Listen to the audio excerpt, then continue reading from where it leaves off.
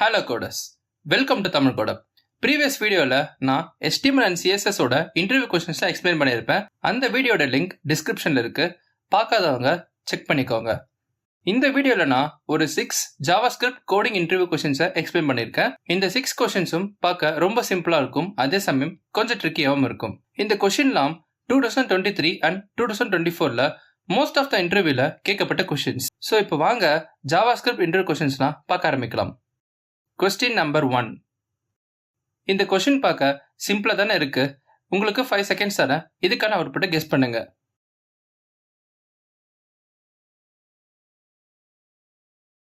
இதுக்கான அவுட்புட் நீங்க 10 இல்லனா 20 சொல்லியிருந்தீங்கன்னா அது தப்பு.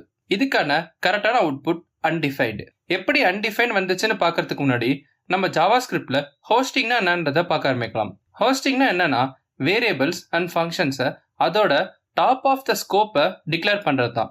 இது டிக்ளேர் மட்டும்தான் பண்ணும், வேல்யூஸை இனிஷியலைஸ் பண்ணாது. ஸோ இப்போ இந்த கேஸில் எக்ஸ் வந்து குளோபலாக டிஃபைன் பண்ணியிருக்காங்க. ஸோ 20 தான் பிரிண்ட் ஆகும் நினைப்பீங்க, ஆனால் அது தப்பு. ஃபர்ஸ்ட் லோக்கல் வேரியபிள்ஸ் இருக்கான்னு செக் பண்ணணும். அது இருக்கு, பட் அது கன்சோல் கீழே டிஃபைன் ஆயிருக்கு. ஸோ வேரியபிள்ஸை டிஃபைன் தான் பண்ணும், ஆனால் வேல்யூஸை இனிஷியலைஸ் பண்ணாது. லோக்கல் வேரியபிள் இருக்கிற வாசி குளோபல் வேரியபிளை எடுத்துக்காது. இதுக்கு மெயினான ரீசன் ஹோஸ்டிங் தான். நான் ஆல்ரெடி சொன்ன மாதிரி ஹோஸ்டிங்கிறது வேரியபிள்ஸ் அண்ட் ஃபங்க்ஷன்ஸை டிக்ளேர் பண்ணுறது தான், பட் அது வேல்யூஸை இனிஷியலைஸ் பண்ணாது. ஸோ இதுக்கான ஆன்சர் அன்டிஃபைன் தான் வரும். ஸோ இப்போ இதுவே இந்த கோடில் எக்ஸ் வந்து கன்சோல் கீழே டிஸ்பிளே பண்ணாமல் கன்சோலுக்கு மேலே டிஸ்பிளே பண்ணியிருந்தா ஆன்சர் 10 வந்திருக்கும். இல்லைனா வேரியபிள் எக்ஸை ஃபங்க்ஷனுக்குள்ளே டிஃபைன் பண்ணாமல் இருந்திருந்தா இந்த ஃபங்க்ஷன் எதுனா குளோபல் வேரியபிள்ஸ் டிஃபைன் பண்ணியிருக்கான்னு செக் பண்ணோம். ஸோ இப்போ ஆன்சர் வந்து 20 பிரிண்ட் ஆகும்.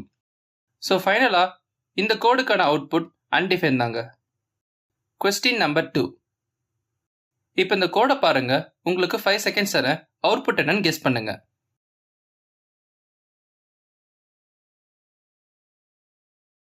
இப்போ இந்த கோடில் பார்த்தீங்கன்னா ஃபூவை வேரியபிளாகவும் டிஃபைன் பண்ணியிருக்கேன், ஆஸ் வெல் அஸ் ஃபங்க்ஷனாகவும் டிஃபைன் பண்ணியிருக்கேன். தென் லாஸ்ட் ஃபூவை நான் கால் பண்ணியிருக்கேன். ஆக்சுவலாக இந்த கோட் எப்படி ஒர்க் ஆகுதுன்னா, ஃபர்ஸ்ட் லைனில் ஃபூவை வேரியபிள்ஸை டிக்ளேர் பண்ண வாசி ஃபூ வேரியபிள்ஸை அசைன் ஆகிடும். நெக்ஸ்ட் ஃபூவை ஃபங்க்ஷனாக டிக்ளேர் பண்ண வாசி ஃபூ இப்போ வேரியபிள்ஸ்ல இருந்து ஃபங்க்ஷனாக அசைன் ஆகிடும். இந்த ப்ராசஸ்க்கு பேரும் ஹோஸ்டிங் தான். நான் ஆல்ரெடி ஹோஸ்டிங்னா என்னன்னு சொல்லியிருந்தேன்னா வேரியபிள்ஸ் அண்ட் ஃபங்க்ஷன்ஸ் அதோட டாப் ஆஃப் த ஸ்கோப்பில் டிஃபைன் பண்ணுறது தான். ஸோ இந்த ஹோஸ்டிங் வந்து வேரியபிள்ஸை கம்பேர் பண்ண வாசி ஃபங்க்ஷனுக்கு அதிகமான ப்ரையாரிட்டிஸ் கொடுக்கும். இப்போ நம்மளுக்கு வேரியபிள் ஃபூல இருந்து ஃபங்க்ஷன் ஃபூன்னு டிக்ளேர் ஆகிடும். இப்போ அந்த ஃபங்க்ஷனில் நான் காலிங் ஃபூன்னு ஒரு டெக்ஸ்ட்டில் கன்சோல்குள்ளே கொடுத்துருக்கேன் அண்ட் லேட்டராக அந்த ஃபங்க்ஷனை காலும் பண்ணியிருக்கேன். இப்போ நான் ஆல்ரெடி சொன்ன மாதிரி ஹோஸ்டிங் ப்ராசஸ்க்கு அப்புறமா ஃபூவை ஃபங்க்ஷனாக மாற்றிடும், வேரியபிள்ஸாக வைக்காம. ஸோ இப்போ இந்த ஃபங்க்ஷனை நான் கால் பண்ணுறேன், பட் ஜாவா ஸ்கிரிப்ட் வந்து ஃபங்க்ஷனை கால் பண்ணாமல் அந்த வேரியபிள்ஸாக கால் பண்ணும். இப்போ வேரியபிள்ஸ் பார்த்தோன்னா ஃபூன்ற வேரியபிளில் நம்ம 20 அசைன் பண்ணியிருக்கோம். ஸோ இப்போ நான் ஃபூவை ஃபங்க்ஷனாக கால் பண்ணுற வாசி அது வேரியபிள்ஸாக அது மிஸ்மேட்ச் பண்ணி எடுத்துக்குது. ஸோ இந்த ப்ராப்ளம் எதனால் அரேஸ் ஆகுதுன்னா வேரியபிளும் அந்த ஃபங்க்ஷன் அது ரெண்டுத்துக்கான நேமும் கான்ஃப்ளிக்ட் ஆகிற வாசி தான். ஸோ இந்த ப்ராப்ளமை நான் ஒன் லைனில் சொல்லப்போனால் வேரியபிள் நேமும் ஃபங்க்ஷன் நேமும் சேமாக கொடுத்த வாசி தான். இது சேமாக கொடுத்த வாசி தான் இது வந்து கான்ஃப்ளிக்ட் ஆகுது. இதுக்கான சொல்யூஷன் வேரியபிள்ஸும் ஃபங்க்ஷன் நேம்ஸும் எப்பவுமே சேமாக கொடுக்கக்கூடாது. Question number 3. இந்த கோடில் கன்சோல் எப்படி பிரிண்ட் ஆகும், அது வந்து எந்த ஆர்டரில் பிரிண்ட் ஆகும்?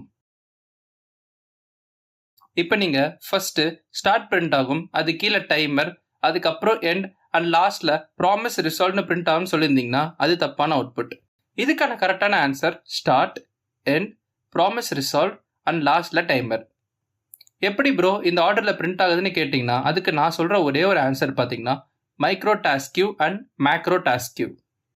ஃபர்ஸ்ட் இந்த ஜாவா ஸ்கிரிப்ட்ல எந்த அவுட்புட் ஃபர்ஸ்ட் எக்ஸிக்யூட் ஆகும் அண்ட் நெக்ஸ்ட் எந்த அவுட்புட் எக்ஸிக்யூட் ஆகும்னு இது டிசைன் அண்ட் டிக்ளேர் பண்ணுறதுக்கு பேர் தான் கியூன்றாங்க. இப்போ இந்த மேக்ரோ டாஸ்க் கியூ வந்து ஃபர்ஸ்டே எக்ஸிக்யூட் ஆகிடும் அண்ட் லேட்டராக தான் மைக்ரோ டாஸ்க் கியூ வந்து எக்ஸிக்யூட் ஆகும்.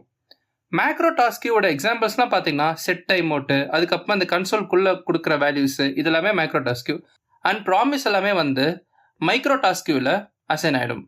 பட் நீங்கள் கேட்பீங்க செட் டைம் அவுட் வந்து மேக்ரோ டாஸ்க் கியூ வச்சு, பட் இதில் டைமர் வந்து லாஸ்ட்டில் பிரிண்ட் ஆகுதுன்னு கேட்பீங்க, இது ஏன்னு? ஆக்சுவலாக இந்த கோட் எப்படி ஒர்க் ஆகுதுன்னா ஃபர்ஸ்ட்டு ஸ்டார்ட் வந்து லாக் ஆகிடும், நெக்ஸ்ட்டு செட் டைம் அவுட் வந்து மேக்ரோ டாஸ்க் கியூ, ஸோ அது வந்து டைமரை ஷெடியூல் பண்ணிடும். நெக்ஸ்ட்டு வந்து எண்டும் லாக் ஆகிடும், அப்புறம் ப்ராமிஸ் வந்து ஒரு மைக்ரோ டாஸ்க் கியூ. ஸோ அது வந்து வேற எதனா மேக்ரோ டாஸ்க் கியூ இருக்கான்னு செக் பண்ணிட்டு அதுவும் லாக் ஆகிடும். லாஸ்ட்ல செட் டைமரோட ஷெட்யூல் கம்ப்ளீட் ஆகிடும். அதுக்கப்புறமா டைமர் வந்து லாஸ்ட்ல பிரிண்ட் ஆகும். ஸோ இந்த ஆர்டர் பார்த்தீங்கன்னா start, end, promise resolve and லாஸ்ட்ல டைமர். Question number 4. இந்த கொஸ்டின் கொஞ்சம் இன்ட்ரெஸ்டா இருக்கும். அவுட்புட்டை கெஸ் பண்ணுங்க. இதுக்கான அவுட்புட் நீங்க ஹலோ வேர்ல்டுன்னு சொல்லியிருந்தீங்கன்னா அது தப்பு. ஆக்சுவலி இதுக்கான அவுட்புட் ஹலோ வேர்ல்டு தான், பட் அது ப்ராமிஸ்ல இருக்கும். எப்பவுமே கோடஸ் ஞாபகம் வச்சுக்கோங்க, அசிங்க்ல எதனா ஒரு ஃபங்க்ஷன்ஸ் எழுதுனா அது எப்பவுமே ப்ராமிஸ்ல தான் அதோட வேல்யூஸ் வந்து ரிட்டர்ன் ஆகும். ஸோ இதுக்கான அவுட்புட் வந்து ப்ராமிஸ்ல ஹலோ வேர்ல்டுன்னு பிரிண்ட் ஆகும். அண்ட் இதுக்கான ஸ்டேட்டும் வந்து ஃபுல்ஃபில்டு தான் இருக்கும். இப்போ இன்டர்வியூர் வந்து உங்களுக்கு ஜஸ்ட் ஹலோ வேர்ல்டை மட்டும் பிரிண்ட் பண்ணி காட்டுங்க, அசிங் ஃபங்க்ஷன்ஸை ரிமூவ் பண்ணாம அப்படின்னு சொன்னாங்கன்னா எப்படி பிரிண்ட் பண்ணுறதுன்னு சொல்லிட்டு இப்போ நான் கோட் பண்ணுறேன். இந்த அசிங் ஃபங்க்ஷன் கீழே நான் இன்னொரு அசிங் ஃபங்க்ஷன்ஸை எழுதுறேன். Assign function get value method.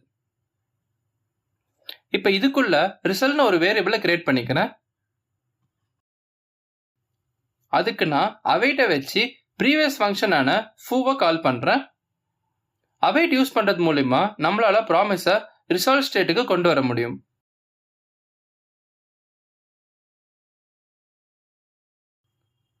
இப்போ ஜஸ்ட் நம்ம கிரியேட் பண்ண ஃபங்க்ஷனை நான் கால் பண்ணுறேன். ப்ராமிஸ் ரிசால்வ் ஆகி ஜஸ்ட் ஹலோ வேர்ல்டு மட்டும் தான் பிரிண்ட் ஆகுது. ஸோ இந்த மெத்தட் மூலிமா நம்ம அசிங் ஃபங்க்ஷன்ஸை ரிமூவ் பண்ணாமலேயே நம்ம ப்ராமிஸை ரிசால்வ் பண்ணி ஜஸ்ட் நம்மளுக்கு ஹலோ வேர்ல்டு மட்டும் பிரிண்ட் ஆகிற மாதிரி எக்ஸிக்யூட் பண்ணிக்கலாம். Question number 5. இந்த கோடுக்கான அவுட்புட்டை கெஸ் பண்ணுங்க.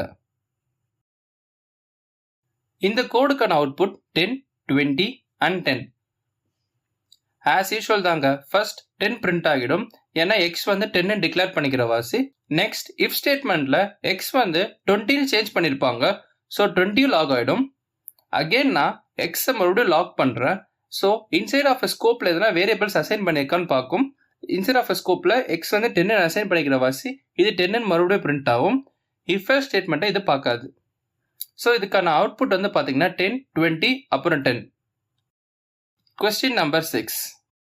இது லாஸ்ட் கொஸ்டின். இந்த கோடுக்கான அவுட்புட்டை கெஸ் பண்ணுங்க.